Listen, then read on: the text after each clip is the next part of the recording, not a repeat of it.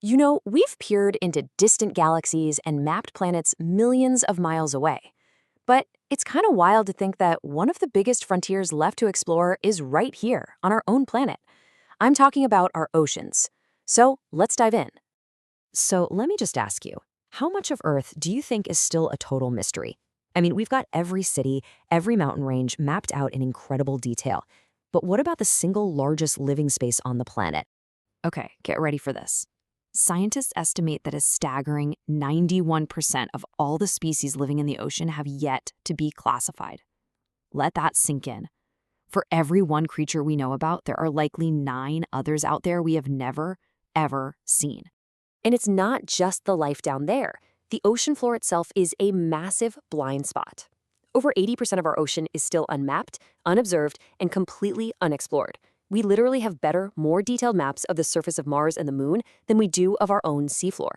Now, to really put this in perspective, the tiny, tiny fraction of the deep seafloor that we've actually seen with our own eyes is less than 0.001%. That's an area roughly the size of Rhode Island. Think about that. It's like if everything we knew about life on land, all the forests, deserts, jungles, was based on exploring an area the size of London. That is the reality we're dealing with for our oceans. So the big question is why? Why is the deep sea still such an enormous mystery? Well, the answer comes down to just how incredibly hard it is to explore. Honestly, in some ways, it makes going to space look easy. I love this quote because it just nails it. Sending a probe to the bottom of the ocean is like launching a mission to another planet. Except this planet is actively hostile. It's a place where you have this immense, bone-crushing pressure and corrosive salt water just trying to destroy your equipment, every single second for years at a time. So let's break down those obstacles. First, the pressure is just off the charts, way beyond anything a human could survive. Then there's the salt water, which is relentlessly eating away at metal and electronics. Power is a huge headache. You need batteries that can last for years with no hope of a recharge. And communication? Forget Wi-Fi. We're talking about incredibly slow, limited signals sent through sound waves. It's a tough gig. So how in the world do you see anything in a place that's pitch black, with crushing pressure, where light and radar just don't work? The answer is sound. Let's get into the incredible tech that finally lets us see in the dark. For hundreds of years, the best we could do was literally drop a weighted rope over the side of a boat. Seriously. Then, around World War I, we got single-beam sonar. That was a big step up, but it was still incredibly slow, just measuring one point at a time. The real game changer, though, has been modern multibeam sonar. And this image just shows you what an insane leap that was. Instead of getting one single data point, multibeam sonar sends out this wide fan of sound waves, mapping a huge swath of the seafloor in a single pass. It's the difference between trying to paint a giant wall with a tiny little brush versus using a massive paint roller. You cover so much more ground so much faster. So what is sonar exactly? Well, the name says it all: sound navigation and ranging. The basic idea is actually pretty simple. A ship pings a pulse of sound down to the bottom. The system then just listens for the echo.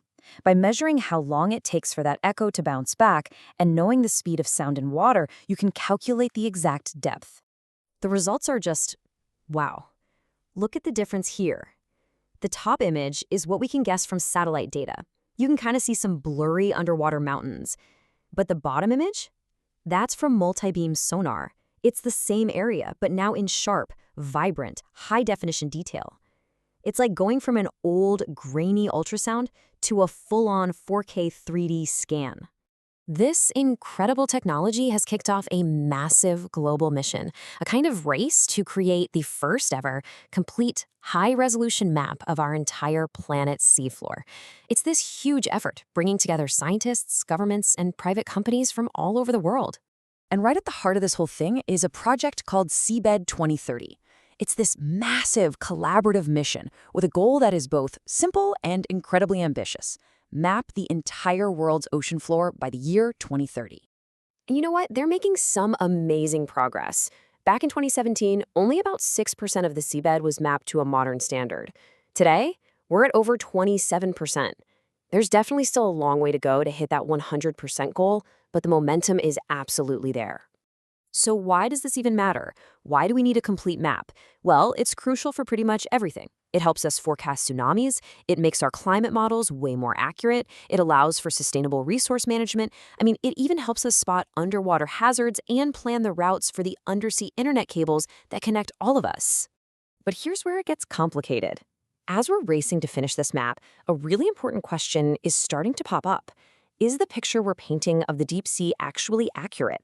Or is it kind of skewed by our own habits? See, the problem is that tiny fraction of the ocean we've actually studied up close, it isn't a random sample at all, not even close. Our efforts have been super concentrated in just a few spots, which means we have a really biased and incomplete idea of what the deep sea is actually like. Just take a look at this geographic bias. It's absolutely wild.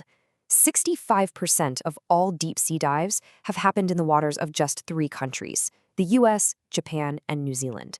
If you add France and Germany to the list, those 5 nations account for a whopping 97% of all our direct observations of the seafloor. The entire rest of the world, just 3%. And it's not just where we look, it's what we look at. We have a feature bias. We love exploring exciting things like dramatic underwater canyons and volcanoes, but we mostly ignore the vast, flat, muddy abyssal plains that actually cover most of the planet. And weirder still, there's a depth bias. Over time, our dives have actually been getting shallower, which means we're exploring less and less of the ocean's deepest zones, the very places that make up 75% of the total marine environment. So yeah, we are clearly missing a huge part of the story.